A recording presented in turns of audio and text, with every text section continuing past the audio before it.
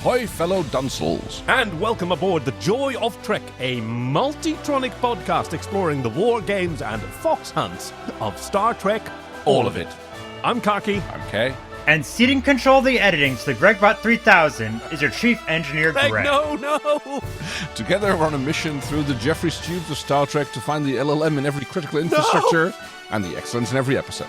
Even the question-dodging scientist. Because every episode must be someone's favorite, and it might as well be ours.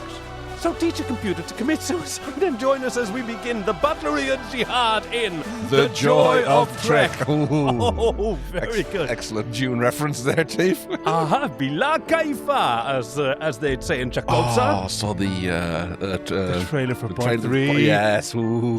Oh, the sort of deviations from the book are brilliant.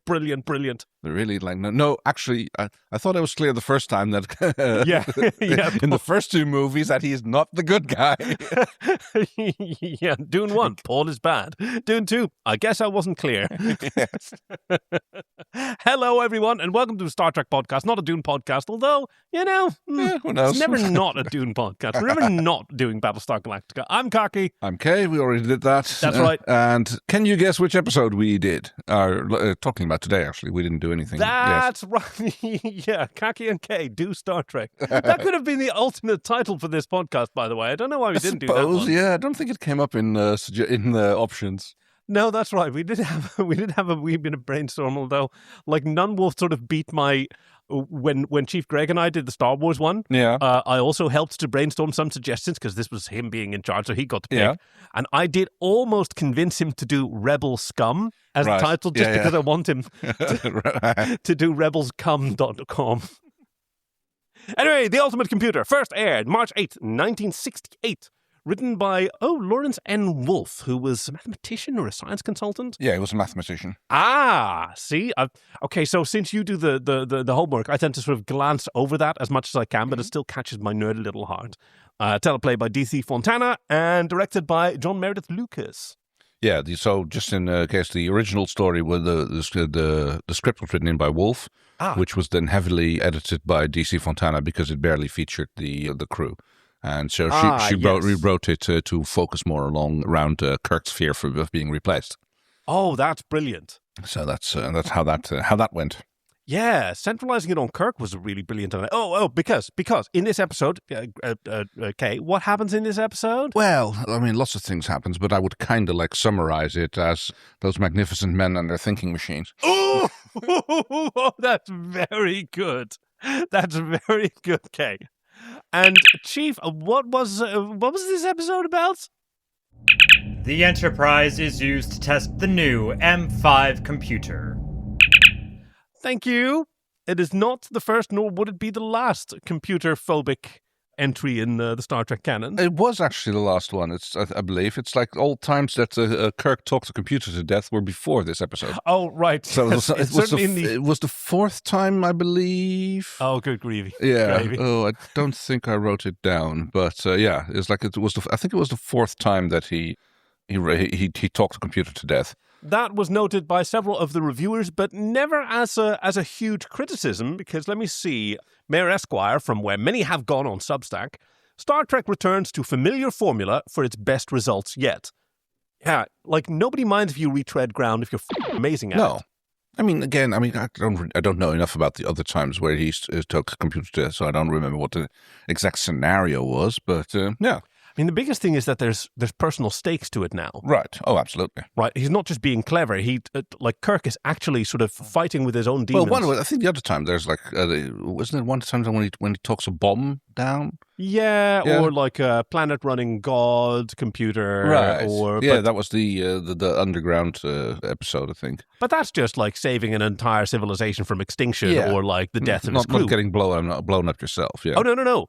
His feelings being hurt. That's the personal stakes. Right, sorry. Of course, yeah. That's yeah, hold on. Like, for all his many, many qualities, don't forget that Kirk is a white man in the 60s. Oh, right, yes. Right? Saving civilization, his feelings being hurt is a big deal.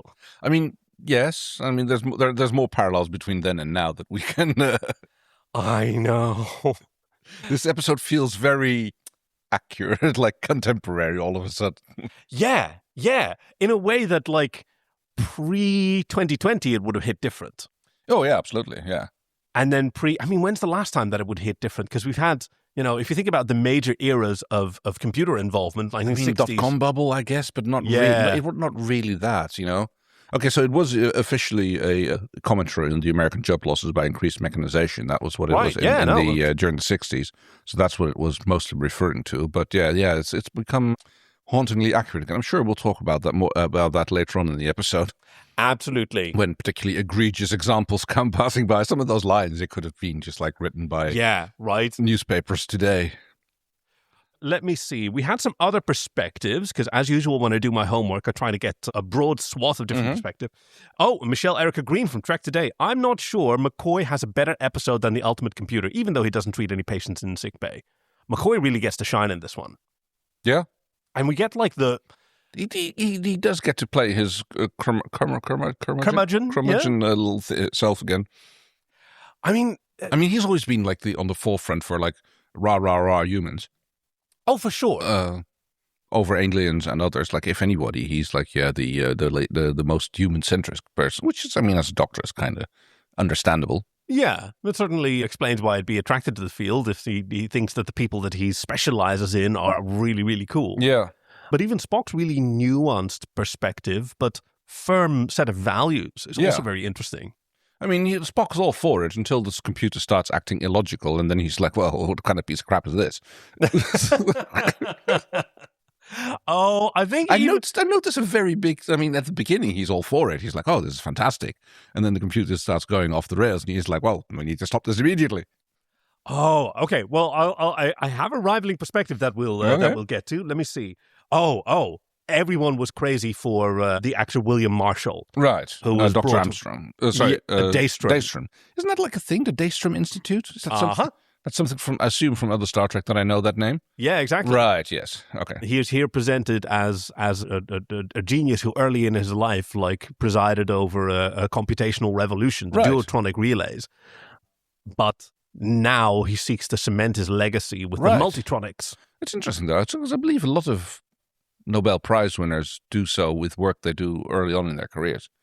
In certain fields, that's a real trend. If you haven't won a Nobel Prize in mathematics by the time you're 30, that's it. Statistically, not quite right, because a lot of times it's only much later that it gets acknowledged. So they'll get the Nobel Prize for something they did 20 years later, because suddenly they realize, wow, that was a really revolutionary breakthrough, which we had no idea of what it was going to imply later on. But it turns out that was really important, and then they get the Nobel Prize much later for it. But yes, very valid.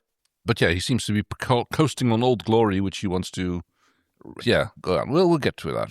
And he's just a fantastic actor. William Marshall played Richard Daystrom. Oh, whoa.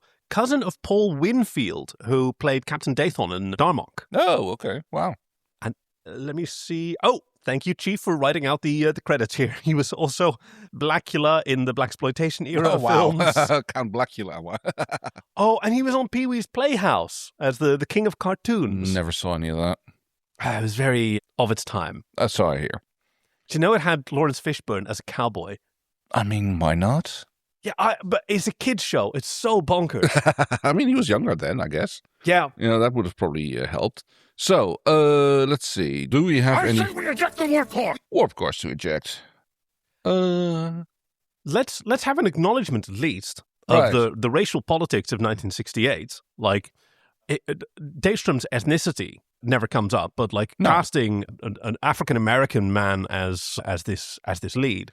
And apparently the fact that at some point Kirk calls him Sir was a bit of an outrage, white captains.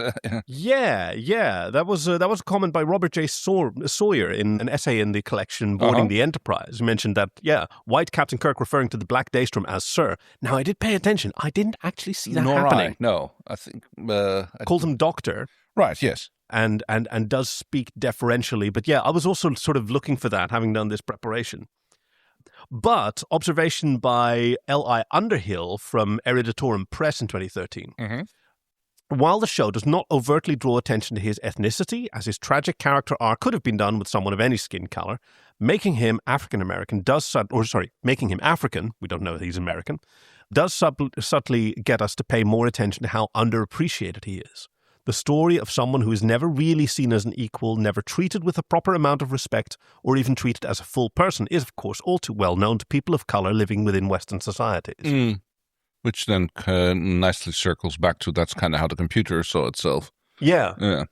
Let's see. I don't have any warp core. It's a minor little plasma event. It's like the opening line of the. It's like the opening line of the episode. It's like the approaching a starbase. Standard orbit, Captain. Like orbit around the Parsar space station? I don't think so. Okay. Well, look at the next line in that, because what Kirk immediately says is "not now," and then he moves on. Yeah. I wonder if it was maybe a joke that Sulu always says standard orbit, and they have a little banter. Okay, not now. Not now. Yeah. Like, call the station. Oh, they're calling us. Anyway, I think we already... Are we any more? Any other things? I mean, the closest that they come to...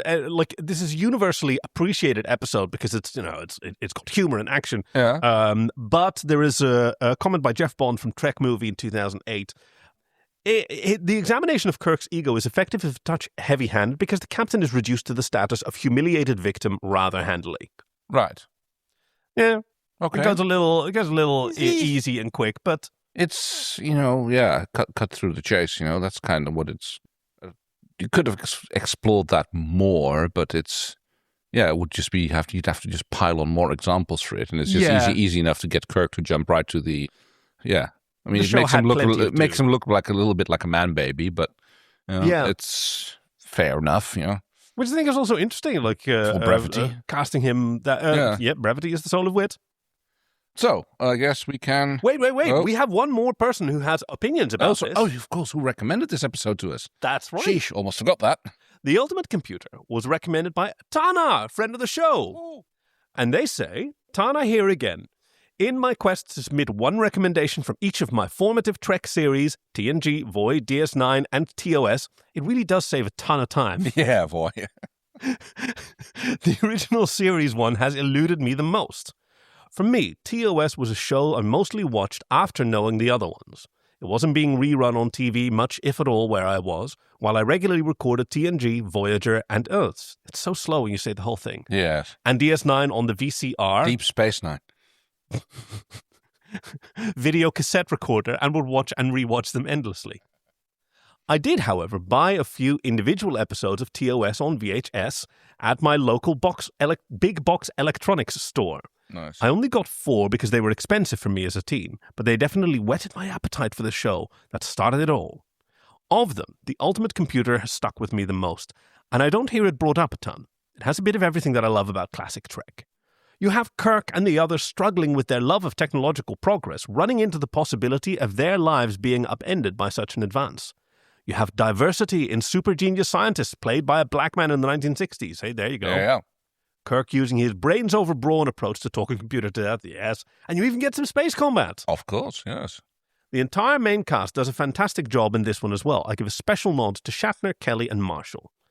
All around, it's a fantastically well-balanced example of original Star Trek. It has great interpersonal drama woven around an age-old tale of man versus machine. Yes, very sure. As for the specifics of the plot, I leave that for you to discuss and enjoy. Thank you, Tana. Thank you. We will definitely get on with that. Hang on, it just reminds me, wasn't there like I'm trying to remember, like some Star Trek that I watched recently where there was also like new little ships which were programmed to do stuff. Was that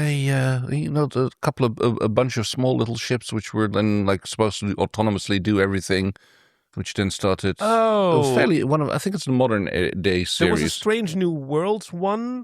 Probably that's what I'm thinking of.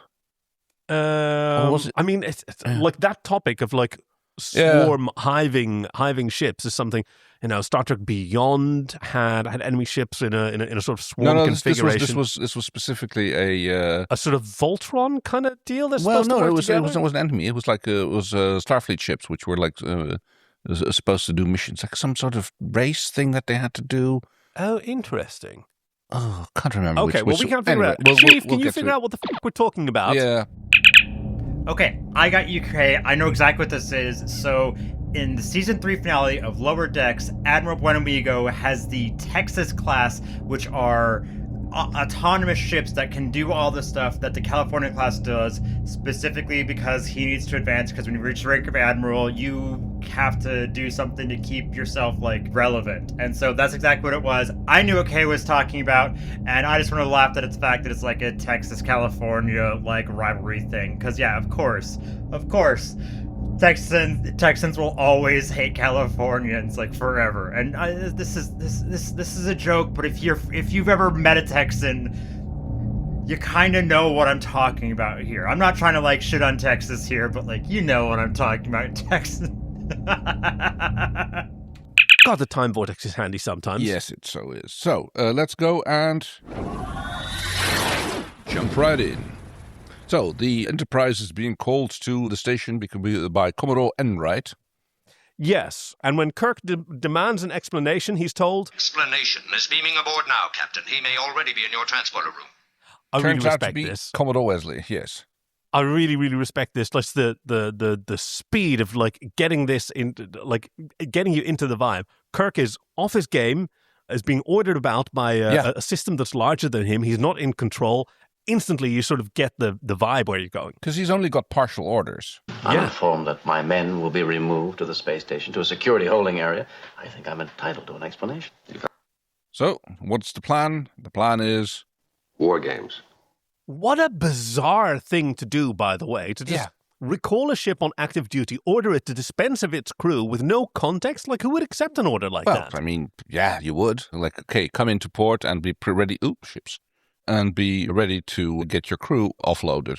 Yeah, but hang on. If Klingons had taken over Space Station K7 or whatever, that's the exact kind of order that they'd give to all yes, the... it's a strange order, but I assume there's like official verification codes and stuff Oh, like that. Oh, yeah, you're right. Star Trek's reputation for OPSEC is beyond reproach. Yeah, okay, true. I mean, fake orders and stuff, those never happen. Like, we don't get Klingons sending fake messages regarding... No, you're right. That was silly of me. I'm very silly Billy today. But it's not just war games. It's very unfair war games, like an entire attack force against my ship. And they asked about, have you heard about the M5? Have you heard about what do we compare it to? The iPhone 19? I guess so. Have you heard about? I don't know, man. Have you heard about Tesla self-drive? No. Oh, no. Wait, no. It's not nearly demonic enough for that. It's getting close. It's very... Getting close. Yes, but Tesla is a force for evil in the world. Sure. And I don't consider Daystrom a force for evil. No, I don't think he wants the world to be worse or dumber so that he can feel smarter like some people. No, I do think he's like his objectives are genuine. Yeah. So, oof. But it's a ambitious and complex computer. Its purpose is to correlate all computer activity aboard a starship, to provide the ultimate in vessel operation and control. I'm so glad they went ahead and entirely wired the ship for fly-by-wire before they got to install this computer. Yeah, wasn't that convenient? Yeah, very nice. That is like... Yeah, because like otherwise you'd have to... Or maybe the implication is that it can take care of that itself. You still need to have it wired. Like, I mean, presumably these 400 people aboard the ship... They do things. They push buttons. They turn dials. They like monitor the they take the sheets printed out by one printer and feed it into the scanner on the other one, so that these two systems that never talked to each other before. That have one of them has a USB plug, one of them have a SCART plug. What are we going to do? We're going to print it out and scan it back in. That's the simplest way. Exactly. Yeah. So just set a dude there to do it. But whatever. I understand that. Like this is for the purpose of the.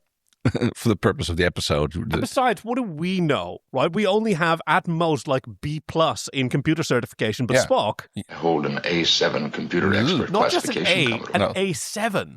I mean, that makes sense from a military operational point of view. Does it? It makes sense. Like, have a qualification, different qualification that's ranks. I don't think it's a grade. Oh. I mean, like you have the... Like, for instance, the Dutch language comprehension. Yes. It's like you have like rank, you have like C1 and 2, then you've got B1 and 2, and then you've got A rank or something. Those are European standards. Oh, okay, sure. But yes, every language like has this is what C2 means in this language. Yeah, it means you can say hello and buy a loaf of bread, and essentially, and then B, like maintain a casual conversation, and like then A is full fluency. Yep. Or something like that. And then there's also sort of translation tables from when you're coming from this language into that one, like this level is the same amount of challenge as moving into that language because they're so unfamiliar to you. Right, fair enough, yeah. No, it's really fascinating. Yeah. Like for Dutch and Afrikaans are very mutually intelligible, but it's way easier for people who already know Dutch to understand Afrikaans than the other way around. Well, yeah. There's always asymmetry. No, of course, yeah. I mean, because like we do a lot more verbs and tenses and... Right, and then you have Bulgarian, which has just a whole lot more, or, Finnish, which has all sorts of phenomena that we don't really even have terms for. Yeah. Yes, we Germanic languages have compound words, and Finnish is like, hold my beer. So Kirk asks a pretty good question, like, why is all my crew being removed? Well, they aren't needed.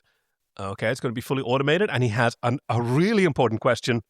How much security does this gadget require? None, says Commodore Wesley. Oh. All you have to do is sit back and let the machine do the work. Shocked face by, Spock has got like, well, take that, and Kirk is like... Yeah, Kirk is real grumpy here. Yeah, he's not happy. Now, this was my first time seeing this episode entirely, so Same here. Looking through the chiefs now is the first time that I'm seeing this scene with foreknowledge of what's happening. And like seeing Commodore Wesley's sort of confidence here, knowing that half of his crew is going to be killed by the end of the the episode is kind of haunting. Yes. But yeah, what's the actor like? I mean, okay, it's like it's kind of cruel to call him Timu Clancy Brown, but he does kind of. Hey, I'll take it. Fair enough. Or as my my other half said, like, well, aren't you happy that Anthony Bourdain didn't take that shot? He's a very classically handsome white gentleman with the grey hair and the strong chin. It's kind of like in the Silver Fox era of his life, much like my current co-host. Well, thank you. So after the credits, 4. The M5 computer has been installed on board ship, and we have left the space station for test maneuvers. Again, I don't like it, Jim. Not cutting any not building it out straight into the plot. This is what's going to happen. Yeah. Like, they would have had an opportunity to, I don't know, build an extra set, have some scenes. Like, it's a bottle show. Well, it's specifically taken on because they thought it would be cheap to, right, and it probably was cheap because they literally they use existing sets which they only have to be lightly modified. They had it's literally only the bridge, the corridor, and Jeffrey Tube. Yeah, engineering and one scene in the transporter room. In the transporter room, yeah. So there's like 6 or 7 sets which all existed. But those are all standing sets. The lights are still on. Exactly. It's not like major damage. You don't have to repaint anything. No, so except for the one bit. Super cheap, I guess. Yeah. Oh, you have to kind of like remove the ensign suit from the. You have to dust for ensigns. Yeah, all they had to do was like put a high back chair into the bridge. Now suddenly it's the bridge of the Lexington. Right. Yes, that chair was used for something else. I remember. One of like things I like. Sometimes these things come up, and I remember reading about that, and now I should have written it down, but I didn't. And the chair is one of them. Also, like the model, there was so much reuse in models in the remastered stuff. All those model ships, there was like all of those were from previous episodes and like having been reused. Version, I don't know. The article was a little bit unclear whether or not that was the original or it was talking about the remastered version. I imagine it looked like they were original shots being created. Yeah. Anyway, so a show that doesn't really do much outside of the Enterprise instead spends a lot of time with feelings that we don't normally explore. No. And I've got to be honest, like this trinity here of Kirk, Spock, and McCoy, right, which always gets talked about. Yeah. As someone who hasn't seen a lot of the original series, I think this is one of the few examples that I've seen of this chemistry. Right. That I've seen referenced and that I know from the films being called back. Like, this is where it was earned. The three of them standing in an elevator talking about the same problem. They were really the focus of the show. Yeah. Spock starts with opening shots. The most unfortunate lack in current computer programming is that there is nothing available to immediately replace the Starship surgery. Well, please state the nature. 100 years later, yes, there we go. Of being a little bitch. I mean, in all fairness, if like there's no crew aboard the ship, you don't need a doctor either. So Yep. As I think Bashir discovered when he walked onto the Defiant for the first time. Well, yeah. Apparently, they have a lot of faith in the shields here because what's passed for a sick bay. I mean, it's only a small ship, but yes, Dr. Daystrom is hiding behind the console. because Scotty at first is lost him, but he pops his head out. And he looks like he's an inpatient in a Bajoran hospital. Introductions are. I mean, it does like you have the Bajoran pajamas look. Yes, yeah, right. So no, I agree. Yeah, with the light purple and the tangerine. Yeah, no, I'd like to, and the open V-neck cut in the. You're right. It does look very much like something Jake would wear on. Oh wow! Yeah. Yeah. And appropriately, much like Jake Sisko, Dr. Daystrom is very tall. Oh yeah, so he is. I thought that was just because they're standing behind the, because he's standing on the dais that holds the console, so that's why he's so much taller than the rest. Oh, okay. Well, still then quite a bold choice in framing to give that the high ground to the engineer. You'd be Captain Kirk. Yes, Dr. Daystrom. This is my first officer, Mr. Spock. Yeah. Who flatters him. I am honored, Doctor. Thank you very much. And he's just all about the M5. He's like our friend Tony's dog Chase, who just only cares about rope. Yes. This is great. Yes, this has been wonderful. Excellent. Have you heard about rope? Yes, I have some wonderful news. It's covered in drool, and I will put it in your lap. Because he's been trying to have the M5 hooked up, which Scotty has flat out refused without orders from the captain. This frame is absolutely incredible because it's a 4x3 frame of a pretty large room for Star Trek standards. Yeah. Right? It has a very high ceiling. And you have the giant Dr. Daystrom. You have Kirk, Spock, and McCoy as like the three Dalton brothers from Lucky Luke. And then tiny little Scotty in the background. Yes. You can barely see him between Spock and Kirk. But you can see him grumping when he goes, "Hi, sir. Mr. Harper." Well, if you say so. And we get some vague waxing technical and poetic, honestly, about the possibilities that this computer has to revolutionize the world. Because this came out in a time when a lot of people just didn't fundamentally understand what computers are. No, good point. I mean, that's still true today, but at least we have, I don't know, enough cultural jadedness that anyone, when they hear this phone will revolutionize the world, knows that's hyperbole and bullshit. Right, yeah. Like, it's not been true since the iPhone, I guess. The original iPhone. Yeah. Right, so let's see. There is a little bit of... Frankly, the only fact that I'm concerned about is if this thing doesn't work, there are not enough men aboard to run the ship. To which Dr. Daystrom is like, Who is this? This is a secure area, you know. I was like you wouldn't know that. Talks about him like he's not there. Yep. That was, an interesting dynamic being set up there. Scotty uses the triple hydrospanner on the power supply unit. Yeah, which makes the warp engine glow and... Supposed to do that? I can be of assistance, Doctor. No, thank you. Just a few little minor adjustments, but it's all in only a moment. It runs just fine. We get a close-up of the control station for the M5, which has two main components as a rectangular black slab with these cool, thin lights appearing in different colors. Blinkenlichten. And a big sort of lenticular screen with weird waveforms scrolling around it. I've always wondered how you're supposed to read that screen. I mean, that type of screen shows up a lot in science fiction. Yeah. And it's just like, okay, what am I supposed to see here? You know, I know.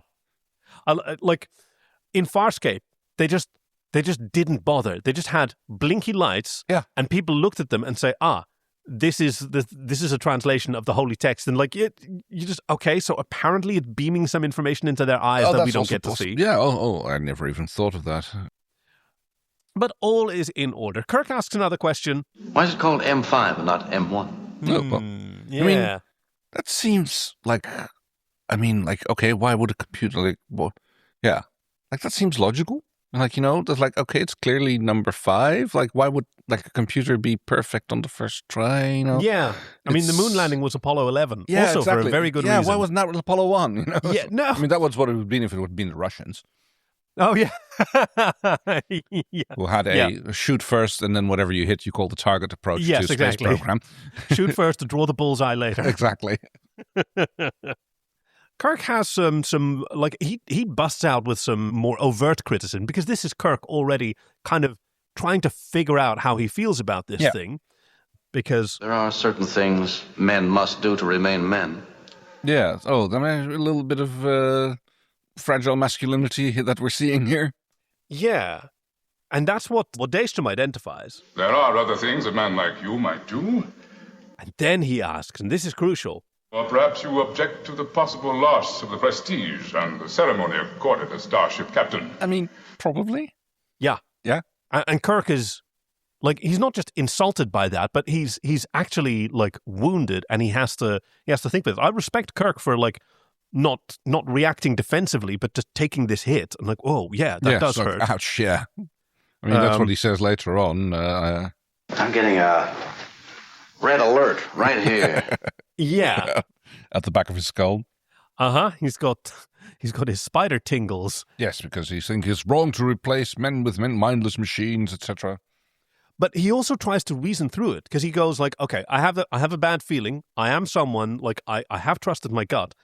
Now I doubt myself. And so he talks to Bones, because Bones has a psychological profile.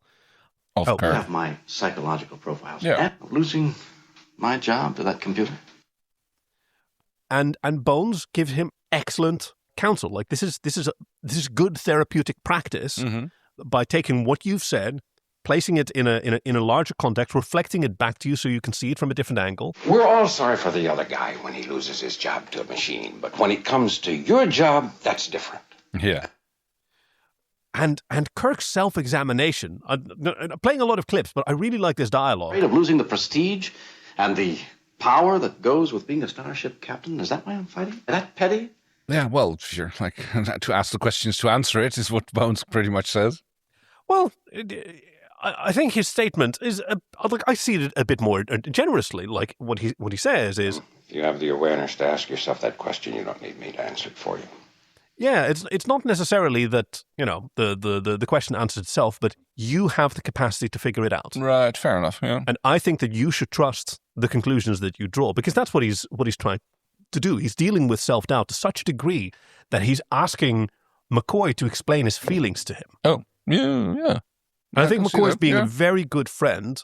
Like, and probably you can actually do this. Yeah, this is like I don't have to answer this for you. You can, like, work it out. You're honest enough about your own feelings to find out to answer this without having me to do that for you. Yes, absolutely. So the mission gets underway, and it's a series of routine exercises where apparently the M5 is like engaged and disengaged at various points to test how it will operate the ship under real world circumstances. Yeah.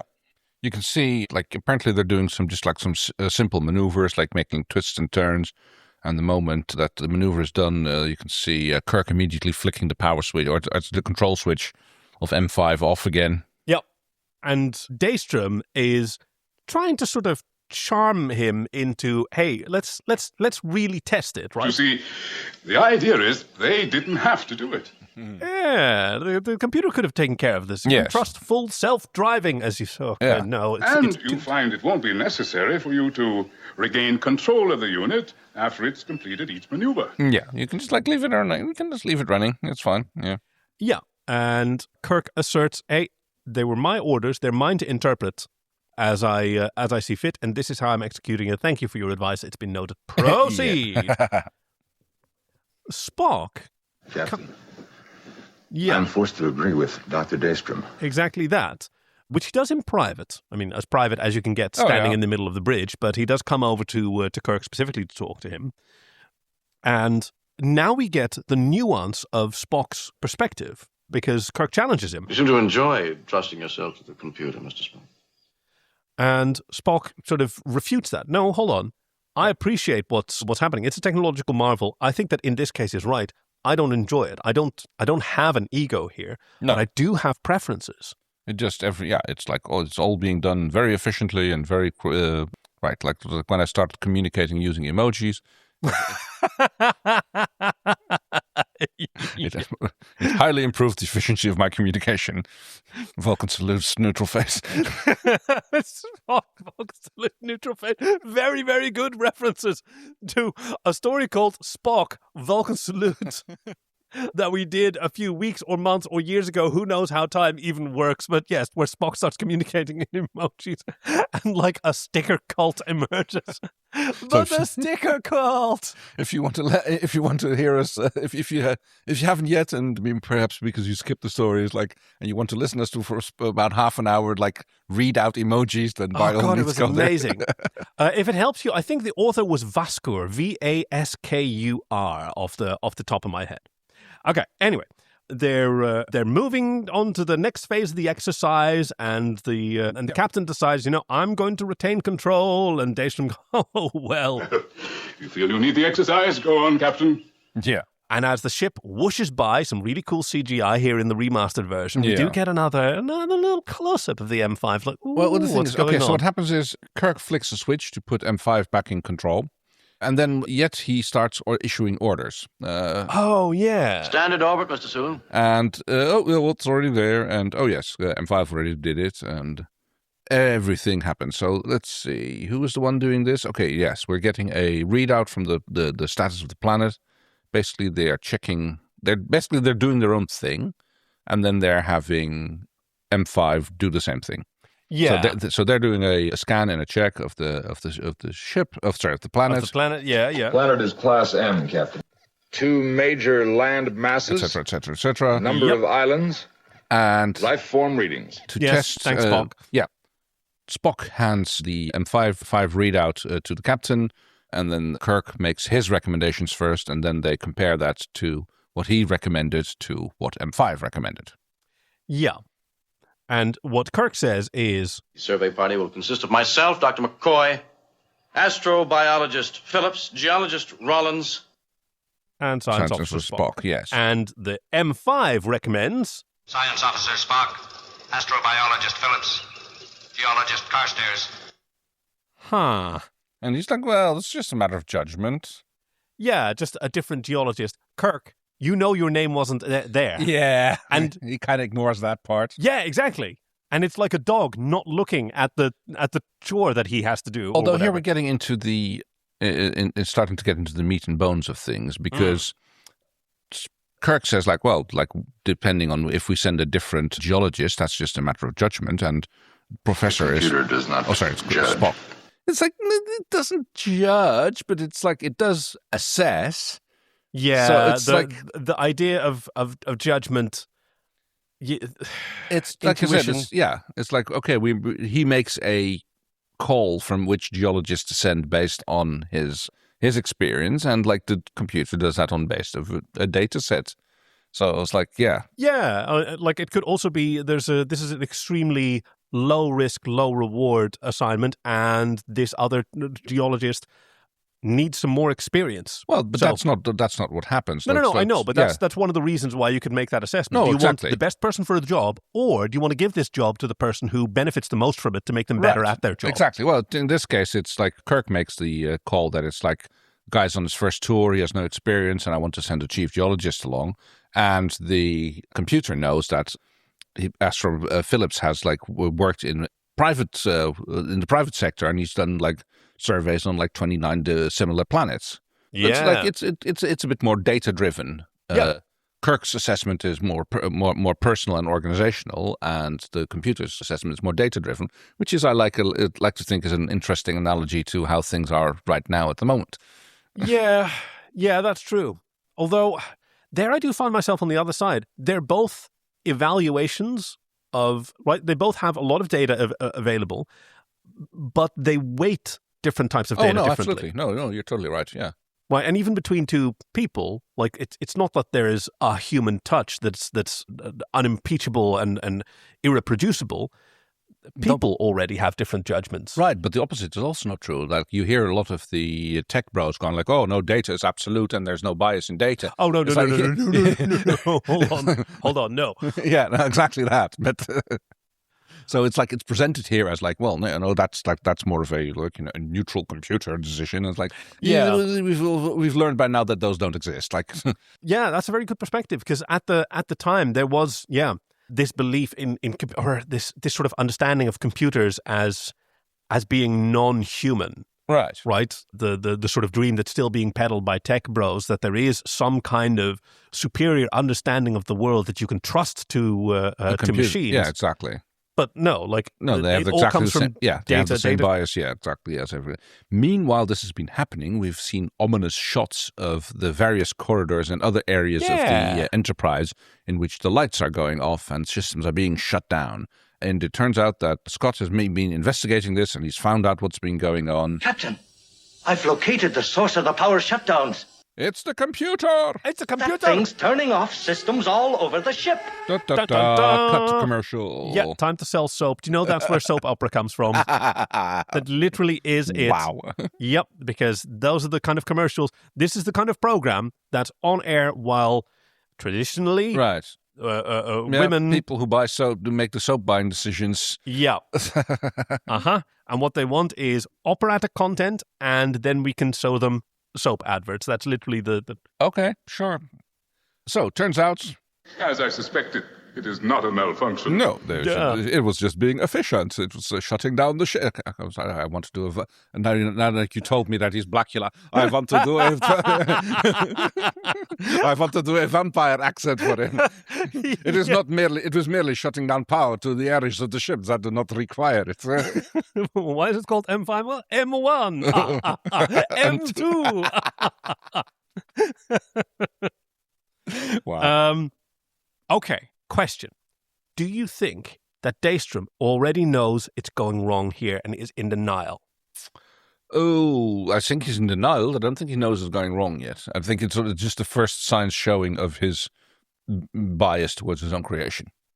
I think maybe he already gets it. Okay. Because by the time that he sees the damage, he's still so ready to forgive that I think he's already practicing ignoring what he's learned, because he understands these systems, he understands these faults. He possibly even knew that this was a defective system before he came on board, and he chose his drive to prove himself once again, as we learn later, is so enormous. Possible. Yeah, I don't think he's there yet, but you can see the signs of it. I mean, we're not supposed to know. I just think this is an interesting sort of character study. Was he already morally compromised before he came on board? I think maybe yes. Possible. There's no evidence for it one way or the other, I think. No one can see inside somebody else's head. And it's a perfectly reasonable interpretation. Hey, we put this computer in charge of running a ship. Yeah, it turned lights off in rooms where there's nobody. Seems, entirely reasonable. That's not a malfunction. No, that's just efficiency. Except what is happening is the M5 has decided it needs more power, and it's already claiming it for itself. Interesting point, yeah. Yeah, that's what actually I think, we're led to believe. Let me see. Because that's what Spock observes. However, it appears to me this unit is drawing more power than before. No, that's fine. As long as it takes more power, as long as it does more. It's learning. It's like improving itself. It's becoming better. And like a tech bro, actually, the comparison is kind of apt. Daystrom sort of deflects. It, Multitronic unit is a revolution in computer science. A whole new approach. Okay. So we're all about the novelty and the revolution, and it'll change everything. Something that they've experienced before, and that he really wants to experience again. Yes, I guess so. Yes, he's chasing that high school high of being the quarterback who did his amazing touchdown. Oh wow! Yeah, yeah. His ego's chasing him here. But we are getting a intermission. Well, sensors are picking up a vessel paralleling our course, as yet unidentified. Well, as we assess, those are probably part of the war game, and even though we're not scheduled, they're getting the jump on us. So, okay. Yes, he says Spock is like, we're not scheduled for war games in this area, but incoming communication. This is an unscheduled M5 drill. Yeah. And then you get this weird thing about things which are being acknowledged. So, acknowledge this, and Kirk says, yep, acknowledge, and then Uhura is... M5 is acknowledged for us, sir. Uh-huh. Go to red alert, M5 is already... Yeah. She's lucky that, Sigourney Weaver isn't there to really freak out. I had one job on this stupid ship.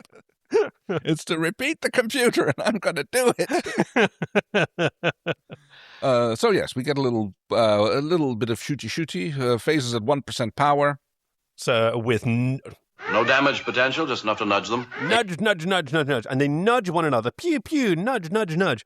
All with decisions being made by the M5. There's a minor encounter, and everyone goes off to lick their non-existing wounds. Yep.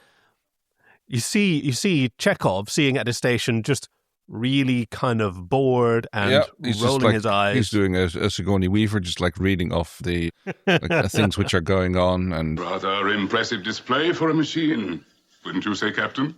Pouts from Kirk. Because as his first officer says, the ship reacted more rapidly than human control could have maneuvered her.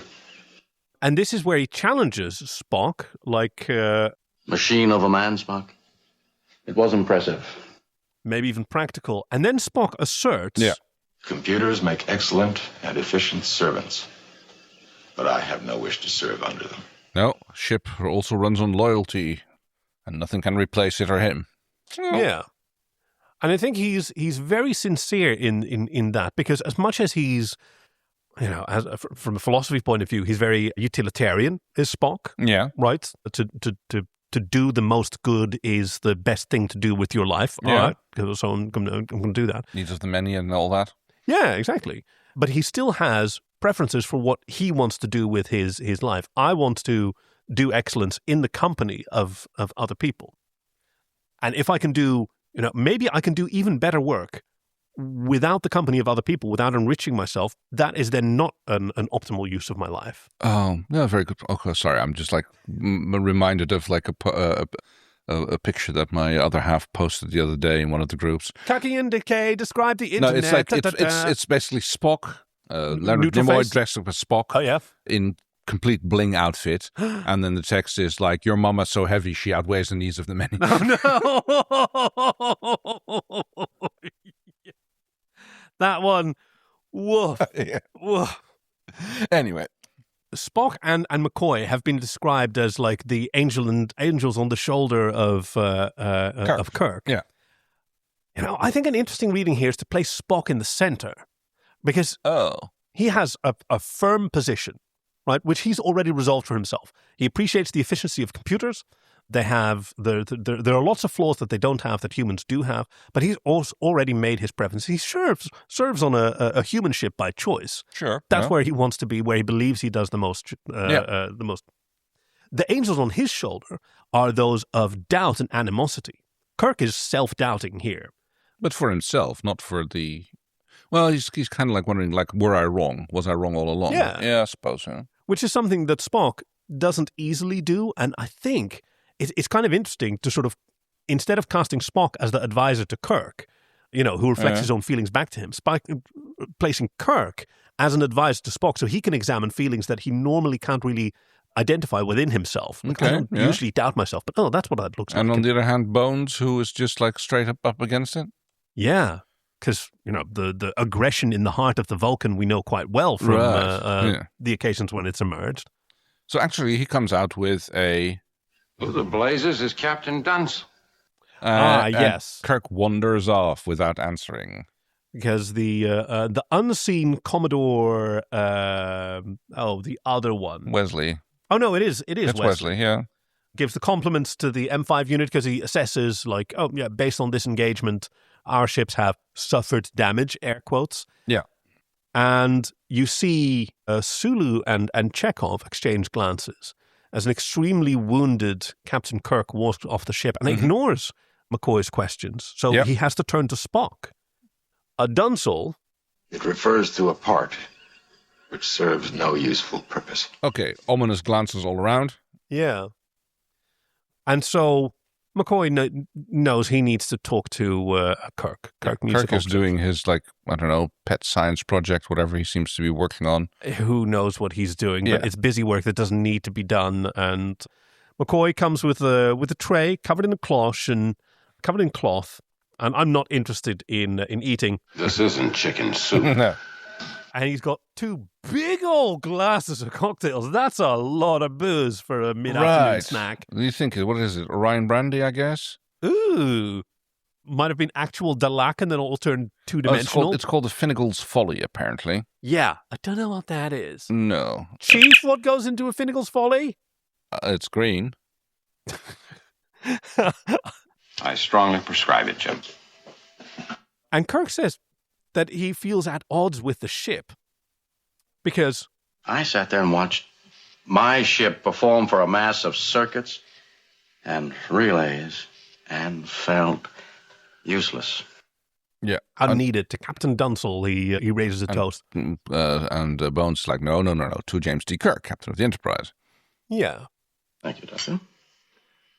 And I thought this was really, really good because here you have a dude in charge talking about his feelings with with one of his best friends, confidants, co-workers. Also the only person on board who's allowed to kick him out of his position. Right. I mean, maybe even more so, like making himself vulnerable to someone who has that kind of power over him because he welcomes that. Hey, if I am compromised, you need to get me out of of here. He certainly compliments the booze. That's one of your better prescriptions. And then starts waxing poetic. All I ask is a tall ship and star to steer by. Which he'll later quote again in The Final Frontier. Oh, yes, absolutely. Second star to the right and then fly until morning. Okay, but that's a different one. That's a different one. It's also very good. And that was Star Trek VI, The Undiscovered Country. You're not going to get me! There's a bit of a romantic twinge here. Yes. Where... it's sort of self-indulgent. This whole thing where he talks about, back then you could feel the wind in your back and you could smell the air. But what I think is really cool is that Kirk, it's not just wistful about an idealized age that doesn't exist. He sort of brings it into the now, because even if you take away the wind and the water, it's still the same.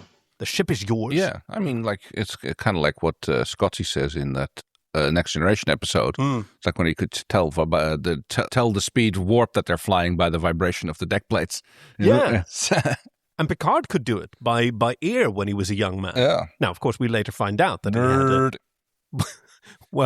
he also had a neurological disease which made his hearing oversensitive. So he was just like the dude who like I when asked what the time is. Like he takes his hat off and he holds it to shield up the sun and he peers at it and goes like, oh, it's 3:15. And turns out later he's just hiding a watch in the headband of his hat. I mean, with my fancy Fuji cameras, like I know which aperture I'm shooting at by touch. Sure. So I have to agree with this because doing audio podcasts and really being just focused in on my headphone cans is I pay so much more attention to audio. When I'm watching a movie, when I'm watching TV, I listen to stuff. And there are some times where it's like, wow, every single Gordon Ramsay show, there are so many pickups because you will hear the audio quality sounding very different suddenly. And it's always when his mouth isn't on camera, you can be like, that's a pickup because it sounds like it was recorded in a booth somewhere or in a hotel room somewhere. And it's very obvious. Once you hear it, you cannot unhear it. My favorite example was there was one instance where, of all things, I was watching Australian Survivor. Not Survivor Australia, the second season. No, Australian Survivor because I'm that person, whatever.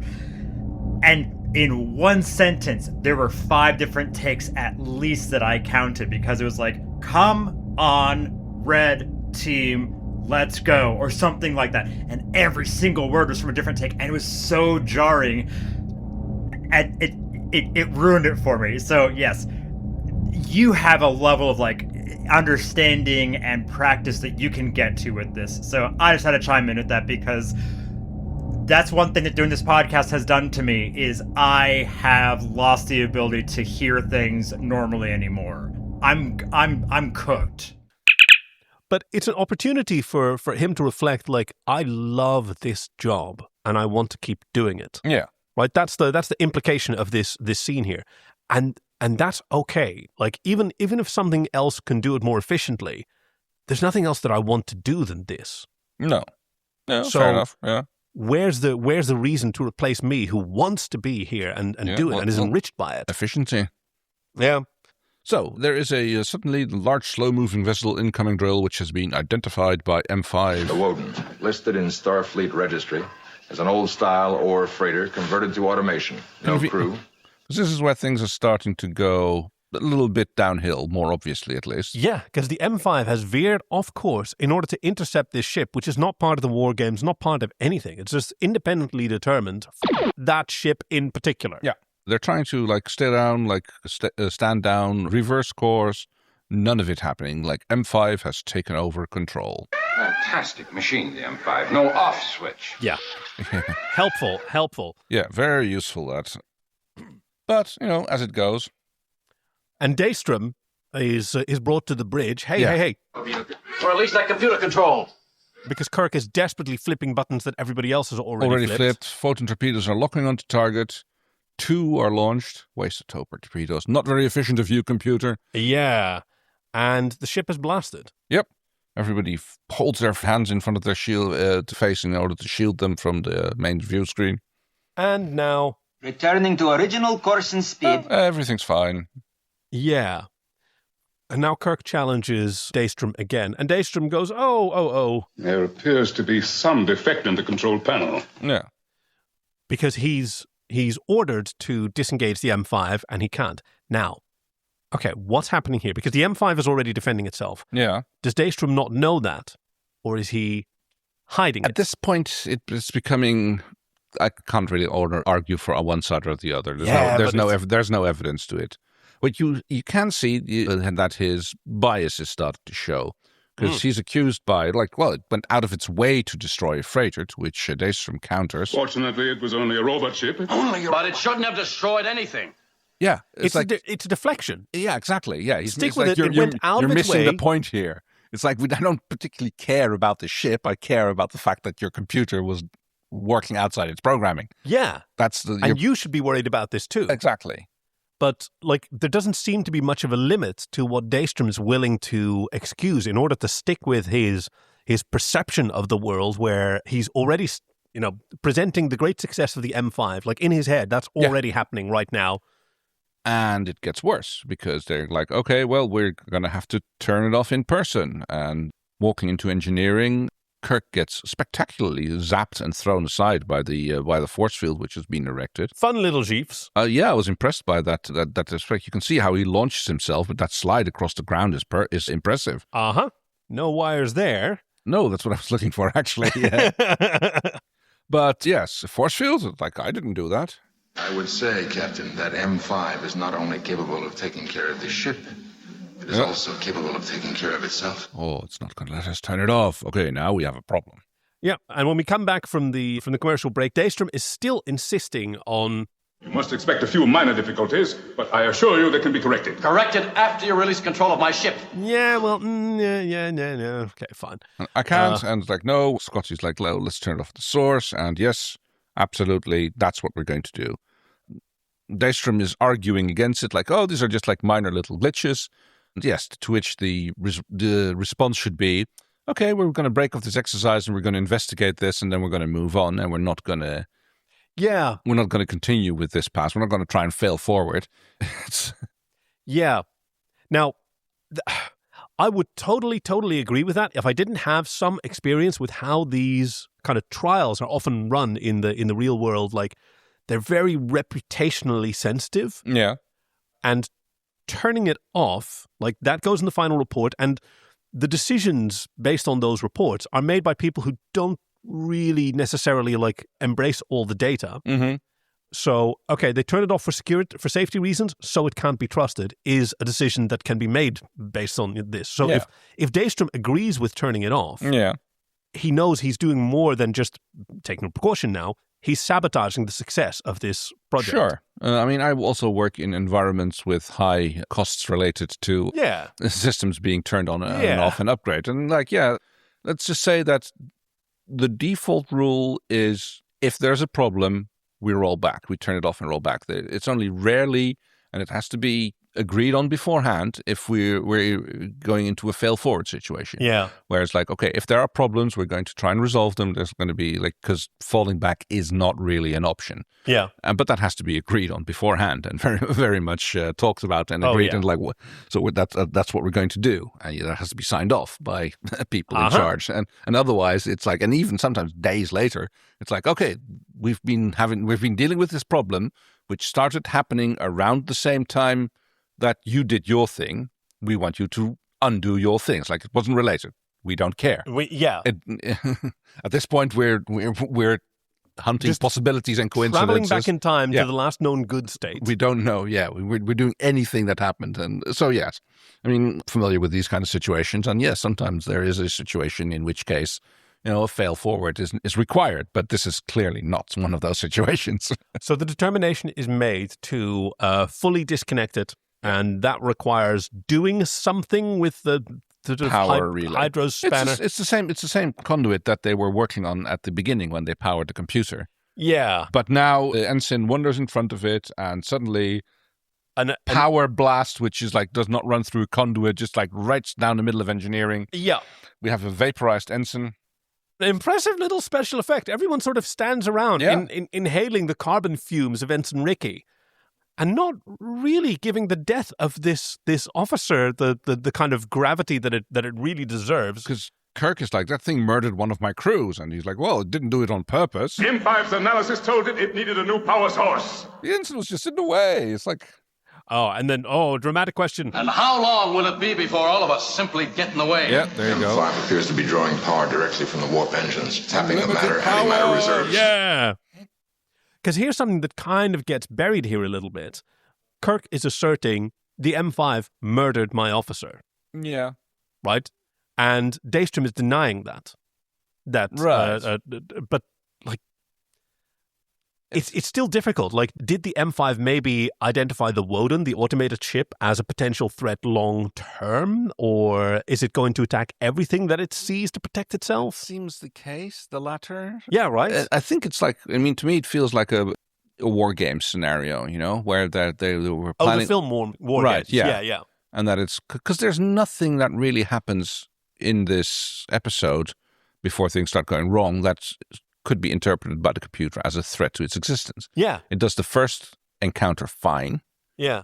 Even in the second encounter later on, it acknowledges the fact that it's an exercise and then ignores that. Yeah. So that just sounds like something's gone wrong in the programming. Yeah. Which is something that should be looked at and taken care of. And it's just Daystrom's unwillingness to have his little baby criticized. That's what causes things to go off the rails. I think you're right there. Well, the things have gone off the rails, and that stops them from getting put back on. Yeah, like Daystrom does two things wrong. He excuses malicious behavior as accidental. Yeah. And he also excuses accidental behavior as acceptable. Right, yeah. We don't know if the killing the ensign was malicious. It could be, because it was trying to shut the power off. Yes, exactly. And then it used that same power conduit to stop that from happening and in the purpose killing. So it could be malicious, or it could just be protecting itself. We don't know. Yeah. But yeah, absolutely. He's definitely misrepresenting things on two different counts. So M5 has, So now it has virtually unlimited power. Unlimited power. Captain, what do we do? Sorry. I don't think he quite decided on the extremity of a Scottish accent in this one. No. Nor did he for the computer. A quick meeting. Spock, McCoy, Engineer Scotty, and Kirk walking around the table, discussing their options. And, okay, we don't need to stop here and look at everything. From an action point of view, this is a pretty exciting episode. Oh, scene, you mean? I mean, this scene in particular is part of the sort of action plot where there's lots of stuff happening. They're now determining what are we going to do to regain control. And it doesn't really matter. It's a bunch of technical mumbo jumbo, really, but it makes sense within the context of the world. And in fact, most of the action that takes place in this episode is delivered verbally, and people responding to it and taking each other seriously, which is exciting. So they have an idea for an override that they can do, which will disconnect the M5. They have an hour to do it, and Kirk in his stranded way. Make it less. Why not get the man responsible in the first place? Where is Daystrom? McCoy goes to confront Daystrom because why aren't we getting enough help from the man who's supposed to be understanding this system way better than anyone? And he confronts him. Have you found a solution? A way to shut that thing off? And once again, Daystrom deflects. He says, you don't shut off a child when it makes a mistake. Yep. He's just not dealing with this problem at all. No, he's just like... frightened because you can't understand it. And he's still bent on the original purpose that he wants to like show that a computer can do one thing that normally takes 430 people is to run the ship. And he's doing something really interesting because he's summoning a reason that sounds really high-minded. Because he's talking about... Men no longer need die in space or on some alien world. Yes, because one machine can do all those things like send out men to do now, like sending out a landing an away team party. So this turns on beautifully on modern day AI development. It's like, yes. I would like AI to do my laundry and answer my emails so I can do art, not AI to do art so that I can do laundry and emails. And that's exactly what's going on here as well. It's like, the computer can handle the ship, yes, and then it sets out people to do the dangerous stuff on the planet. Oh my God. Twonk, an artist who does single panel comics with a negligible style, but like phenomenal content, did a small little picture of the Jetsons that I sent you. Yeah, oh yes, the cartoon characters, the Jetsons, where an angry George Jetson is hoovering the floor. Yeah, and while Rosie, the android robot, is painting a picture. Yes, and that's where we are. Because he sort of claims that he wants to free people from the dangers of the work that they do. Yeah, but he says, "Don't want to destroy life. We want to save it." We. Yes. He's already identifying with M5. He used the word child. Yeah. He has this strong emotional complex with his own creation. Yeah. Bones goes back to Kirk with his findings, basically. Yep. And they talk about what a genius this man is, which is an understatement. Yeah. At the age of 24, he made the duotronic breakthrough that won him the Nobel and Z. Magni prizes. Yes, because you publish articles, you give lectures, and then you spend the rest of your life trying to recapture that past glory. So it's like we said, the high school athlete who can't move on beyond that. I mean, even though you won a Nobel Prize for it, it's... Yeah, and Kirk is on the side of Daystrom. But genius doesn't work on an assembly line basis.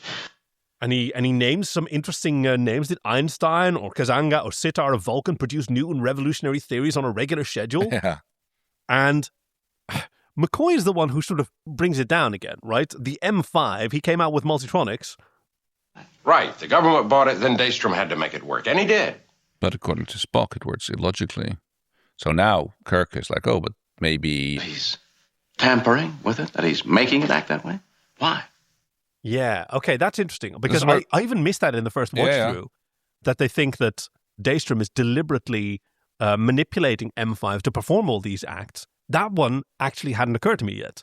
No, which is kind of weird. But it's like the doctor says. Jim, if a man had a child who'd gone antisocial, killed perhaps, he'd still tend to protect that child. Yeah, but that's which is, I'll give Daystrom the benefit of the doubt and think that he's not being malicious, but that's just what he's doing.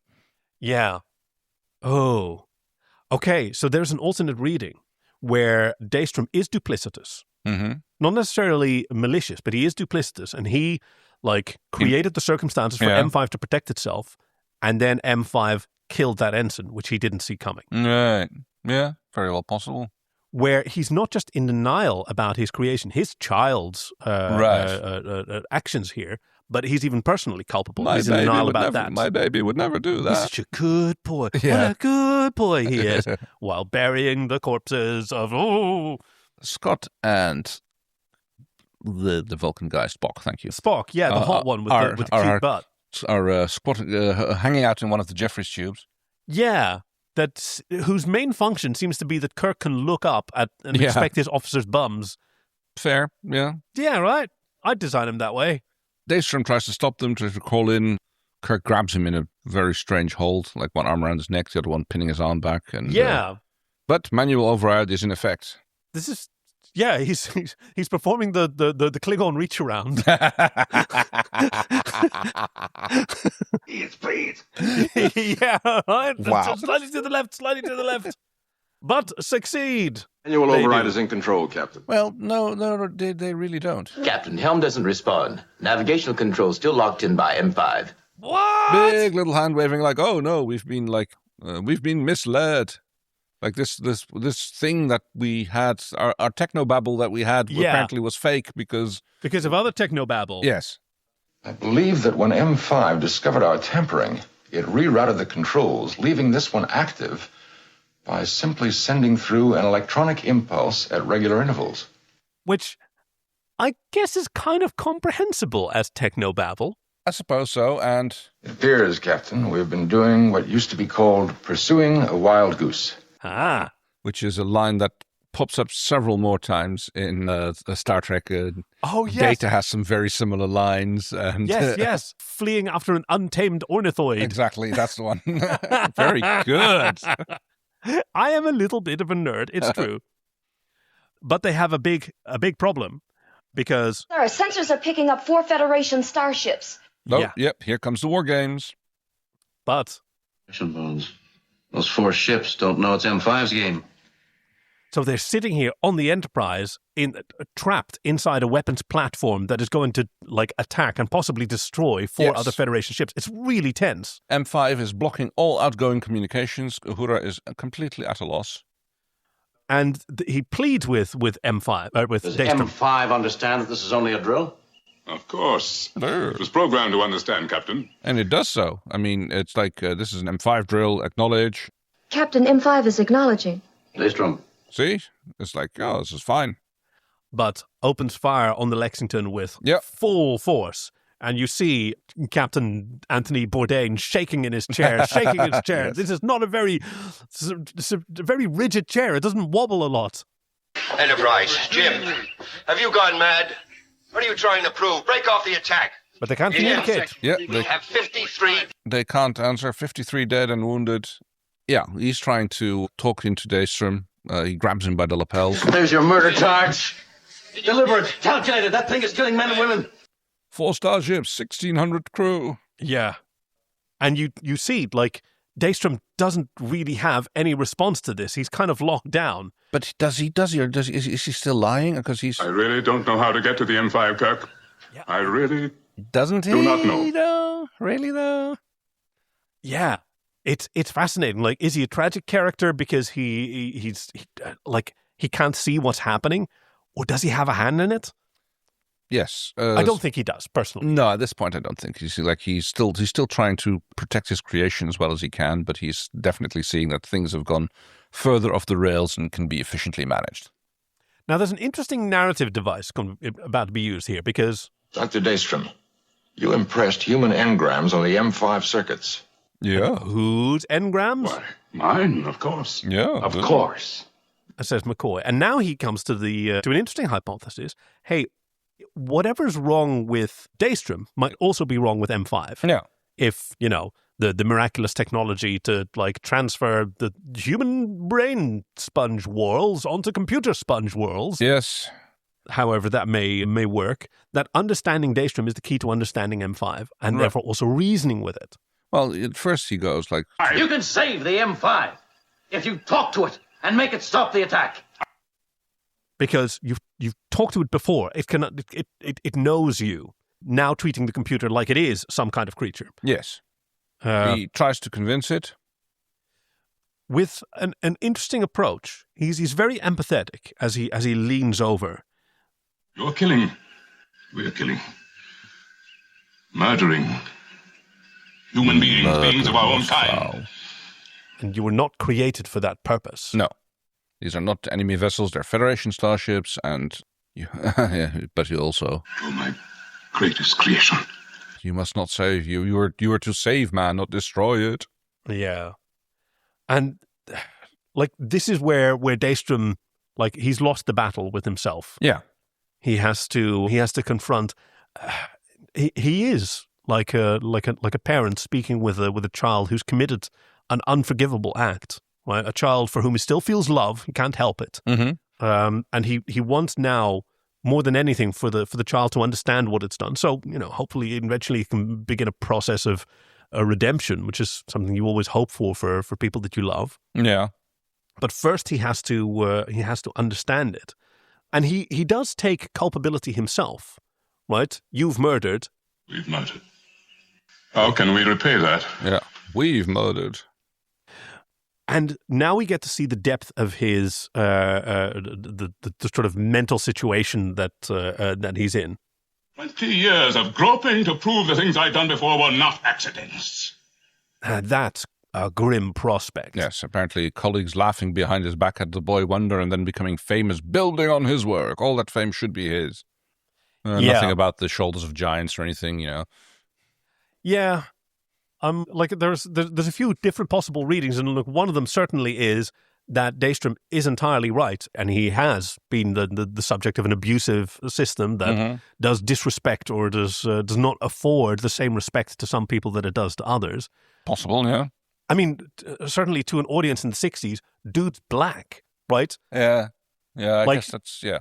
This is unfortunately not limited to the 1960s, but like the idea that someone for totally circumstantial reasons can be underestimated in points. Yeah, so I guess that's a few points that like my perspective is being born like after this was aired. Yeah, and whites they can't might not have. Yes, so that's very possible.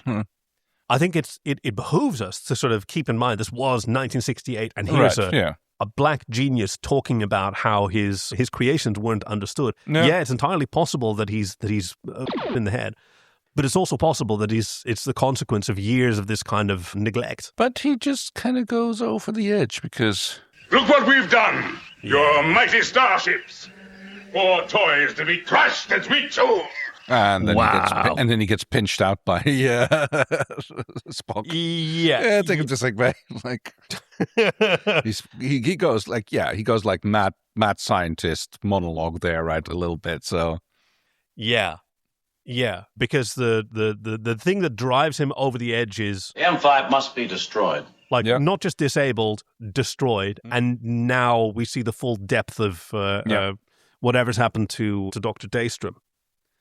And now, like, the idea of reasoning with Daystrom, redeeming him, like, they've given up on that. Yeah, Daystrom gets hauled off to sickbay, and Captain Lexington is receiving a message from Starfleet. You are authorized to use all measures available to destroy the Enterprise. Acknowledge, Lexington. Acknowledged. Well. Yeah. Okay, what can we do? Because Kirk is still responsible for the, originally 20, now 19 crew members plus Daystrom.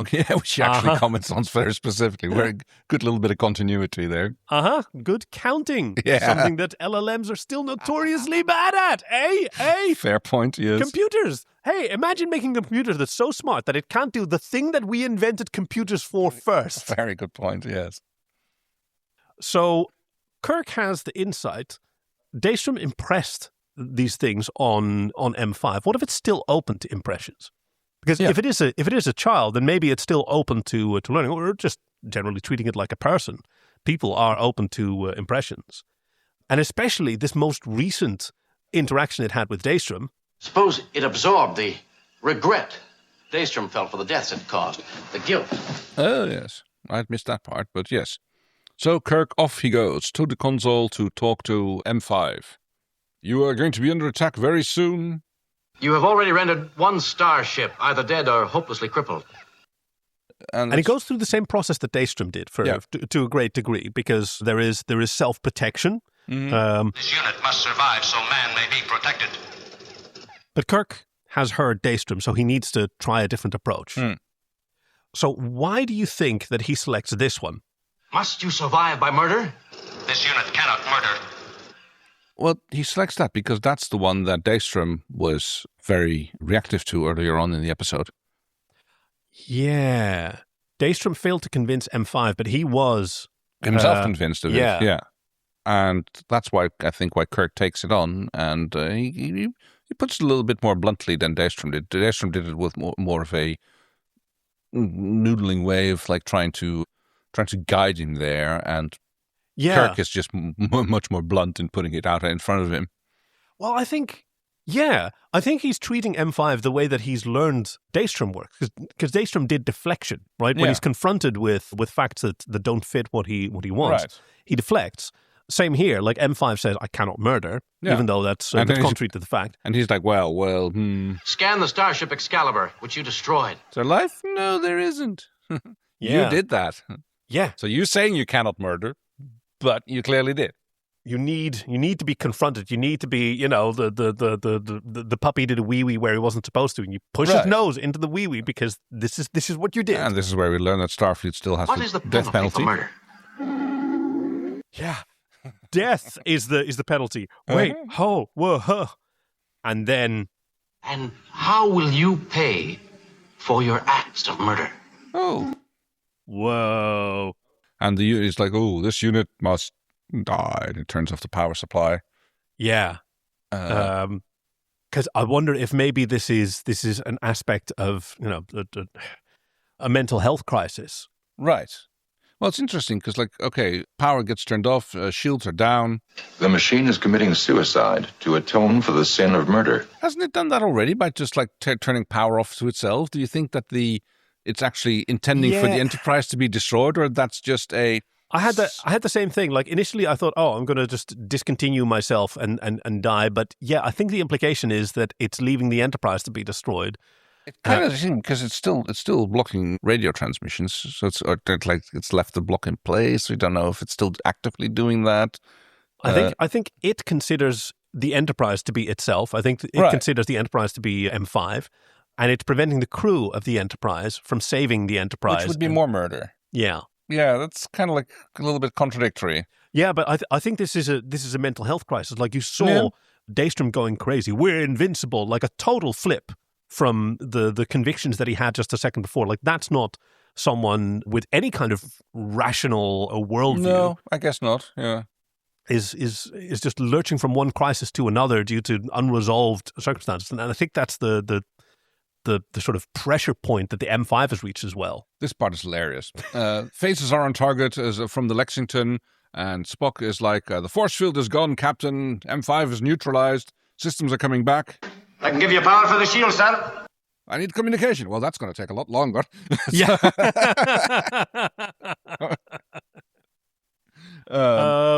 And then he says, "Sir, cut power. Keep the shields down. If that's the only way we can communicate, cut power." Yeah. Which seems, to me, it seems like a very logical decision. It's like, they're coming at us. We're not going to fight them. We can't talk to them. Yep. So roll over and shoulder my belly. Yep. And it works. Because the Lexington sees that the Enterprise looks dead. I'm going to take a chance he's not just laying a trap. And Commodore Wesley... Off attack. Do not fire. Yeah, discontinues the attack. It seems like a strange trap, because usually it takes time to bring up shields again, so... Yeah. Power your phasers, if they're flying in there with full phasers armed and aimed, the moment they start powering up phasers or raising the shields, they could shoot. So it seems like a strange trap. It does to me as well, but I'm not a trained military tactician, and as they say later on, that hey, this attack group was under orders to destroy us, right? Yeah. Right. So the fact that that you showed your belly doesn't change anything. Doesn't change those orders. Yeah, I suppose not. No. And yeah, it's a weird trap to lay, but if you're in combat, the deception is the bedrock of all warfare. Yeah. But they've succeeded, and we see Kirk relieved as he hears Commodore Wesley communicate this to the rest of the battle group. We get a final scene in sickbay where the doctor is... Right now he's under sedation, heavy restraints. And the Meltotronic unit is in approximately the same condition according to Spock. They boxed it up, sent it up to the Institute for Advanced Computer Rehabilitation. Oh, God, we'll yes. Later see Agamus sitting right next to M5. And what's her name again? The penny... Oh, Peanut Hamster. Peanut Hamster, yeah. God, what a piece of crap. I try not to be judgy of people. Star Trek taught me that. But Peanut Hamster is just a loser and an asshole. Absolutely the worst, yeah. Oh, thank you, Lower Decks. Thank you for your service. But, yeah. Any other commander would have simply followed orders and destroyed us. But I knew Bob Wesley. He gambled on his humanity. And Bob's... Oh, yes. His logical selection was compassion. Yeah, they're moving into the elevator and holding onto the manual inertial dampers. Yeah. And McCoy tries to needle Spock, but he is unneedleable. I simply maintain that computers are more efficient than human beings, not better. There we go. That's kind of crucial because, like Spock here is acknowledging there is such a thing as being better. Yeah, like preferable and a total package of people are better at space. And Spock really likes efficiency, so that's like yeah, exactly. It's not the only thing I like. I just really like it. Yes. I wish we could have both. Yeah, that would be even better. Yeah, like but instead I have more efficient humans. Yes. And he needles back. Would be most interesting to impress your memory engrams on a computer, Doctor. Yeah. And the resulting torrential flood of illogic would be most entertaining. What the fuck? I mean, I guess it's like absurdism is like a kind of thing that Vulcans like. Apparently. Logical oh, look at this logical absurdity he's holding here. He was holding a green cup and he said it was red. Oh. And yes, and that's pretty much the end of the episode. And we gather back around Mr. Sulu. Mr. Sulu. Take us back to the space station. With Kirk, Spock, McCoy, very Uhura. Satisfied expression on Kirk's face. Yay, I'm back in the chair. I'm getting to boss everyone around again. Woo! Oh, excellent. I mean, I know we've probably talked about this episode longer than the episode actually is. It's been running along, yes. Yeah, sorry about that. It's been a while since I've just been this excited for an episode of Star Trek that I hadn't seen before. Because I did the homework and reading about it, I was like, whoa, this is going to be very interesting. And it was. Well, in that case, this should not be hard for you. What did you think was? So fucking cool. Where to choose? Mm-hmm. I mean, obviously, William, what's his name? The actor for Dr. Daystrom was fantastic. Yeah. Fantastic guest performance. Ooh. You know what? I'm going to put it with the writing on the part of Dorothy Fontana, making Kirk so vulnerable, right? I saw one of the other critics saying, "Oh, that went a little bit easy, and he went to a humiliated victim." No, here's a dude who's actually willing to examine his emotions, and has surrounded himself with people, hard-earned relationships, with whom he can reflect on that when he needs that. Yeah. I think that's a laudable example, something that maybe Picard we don't see doing very often. Okay, yeah, no, very good. Yeah, how about like you? It. Well, I had a hard time choosing because it's going to either be Bones' epic eye roll. Yeah, that was very good. Or maybe Scotty's safety squint when he's in the Jeffries tubes fiddling around with things. Oh yeah. PPE, people. Personal protective equipment. It's not just for Christmas. But I think it's going to have to go to Daystrom's look on the face when he gets Vulcan neck pinched. Oh, yeah. Oh, that's the spot. Oh, yeah. That's the thing I wanted all along. Yeah. I had to kill so many people before you'd finally pinch me. Finally get that crick worked out of my neck, which has been sitting there for the last 20 years. Woo. So, oh no. Yeah, there's another one to do, isn't there? There is another one we have to do where we have to talk about the missing scene that we imagined on the cutting room floor of the editors. Captain's log, supplemental. What kind of scene do you think was missing from this episode? Oh, God. I don't know how dark I want to go. I don't know if I can. Oh, okay. You know what? Maybe there's something really fishy going on here. Maybe there was more to this than we see. Like, why call back a flagship from active duty without disclosing orders? Unless there was maybe something sneaky going on. Maybe they were setting Kirk up to get replaced. A little bit of a political infighting by. Maybe that. I was thinking also maybe. I don't know. Daystrom's a Romulan undercover agent trying to oust Kirk. Oh, that's a good one. Kirk out of his position. Maybe it was a mole hunt. Right. Oh, that would have been an interesting one too. Yeah. See if we can ferret out. Section 31 had reason to believe that maybe Daystrom had been replaced, and therefore let's see. Oh no, he's just psychotic. Well, good. At least we got that figured out. Do you have an idea? Well, as this is the only time ever that Spock's little analysis device spits out a physical piece of information, data. Oh, yeah. I'm thinking that, in fact, when it's like being held out there, there's going to be a whole discussion about the Spock's guyliner bill that the machine, like inventorized list of all the beauty products that get applied to. Yeah. It's not a scanner. It's just him sort of updating his retinal tan. Exactly. It's like the makeup device from Fifth Element, That's... Oh, a pipulai! Exactly. Excellent choices there. I fully support that. Hey, thank you, Tana, for this recommendation. Because, I can understand why it's difficult to pick something from TOS, and I appreciate your attempts to send us recommendations from every era of Star Trek that helped you form as the wonderful person that you are today. And it's a genuinely kick-ass episode. It has emotion and humor and action. And Kirk gets to talk a computer to death again. Yeah, okay, fine. Yeah. Yeah, quite literally It's one of the things that he's famous for, so... Yeah, well done, Kirk. So... I have one job on this ship. I'm going to do it. Actually, 2 jobs. The other one is to show off my tits. And if you would like to recommend an episode as well, you can go to joyoftrek.com/links, where you will find a submission form in which you can tell us about an episode that you would like to hear us talk about, especially because it's an episode that you like and love more than anybody else, or as it holds a particular special meaning to you. Yeah, we're always excited to hear from people sending in their recommendations.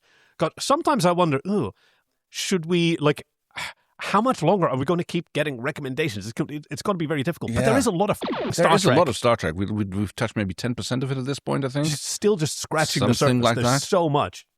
And should you be able to find it in your hearts and wallets to support us here at joyoftrek.com, keep the lights going. There's also a link there to our Patreon page where you can become a member, and then you will have access to the GIFs that we have selected from this episode. And you have also bonus access to a once-a-month catch-up where we break the temporal vortex and we have a watch-along with our chief engineer. Always a delight. So thank you to everyone who's contributed so far. And, yes, you have one more button to press, Kay. I do, because we have... Next time on an all-new episode of Star Trek. The crumb of audio breadcrumbs that our chief engineer has planted for us to follow, and hopefully we can find out which episode we will be doing next time. All right, are you ready for the first clue? Bring it on. Want my hand back. Okay. Want my hand back. Want my hand back. We have a lot of clues this time. Data, actually. Maybe the episode where he goes back to... gets from back in time the... Time's Arrow? No, maybe, yeah, I think so. Like he goes into the... Samuel Clemens? California. Yeah, I think so. Yeah, I think that might be, yeah. Mark Twain. Oh, I like it. All right, let's... clue number 2. Got me by the hair. Okay. Want my hand back, got me by the hair. All right. Well, Harry and I wanted to explore the station. We wanted to broaden our understanding of alien cultures. Okay. And skip the recruiting speech. You were looking for a bar. Okay. Okay. Harry, so like Voyager. And this is a very Tom thing to say. Right. Ooh, I don't know it yet. Next one. Never a good sign when the patient feels the need to comfort the doctor. Oh, yeah, that sounds like very much like a doctor kind of comment. Please state the nature. Yeah. Let's see. You stay here and be re-assimilated if you want to. I won't. Okay, so it's either 7 of 9 or one of the Borg kids. Yeah. Later on. Or maybe it's not referring to them, but because they do encounter other Borg and ex-Borg.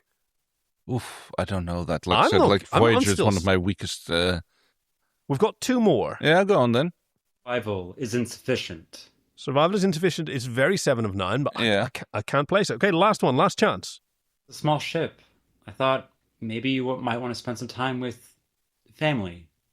I have no idea what this is. I mean, briefly when and they got me by the hair, I was like thinking lower decks, but later on it sounds very much Voyager. It's also, Voyager has like one of the largest corpi of... So it's... odds are it's going to be a Voyager, but yeah, it sounds like... I'm stumped. No, I'm absolutely Chief, not. You stumped us. All right, reveal to us what we're watching next time. I am so sorry to bring us into another heavy Voyager episode, but the episode is Voyager 602, Survival Instinct. All right, No idea what's going to happen. It's but... late seasons of late series, but yeah. And another heavy Voyager one. They just keep coming, don't they? Well, thank you for that. See you next time, and we only have one more thing to do. I'm leaving Starfleet. Energize! We hope you've enjoyed this week's episode with friends Kay and Kaki, production and editing by our chief engineer Greg, and music by Fox Amore. Join us next time for Survival Instinct, Voyager 602. Visit joyoftrek.com/links to send us recommendations, support us on Patreon, or to find us on Blue Sky. We'd love to hear from you. Thank you for listening to The Joy of Trek, and we'll see you out there.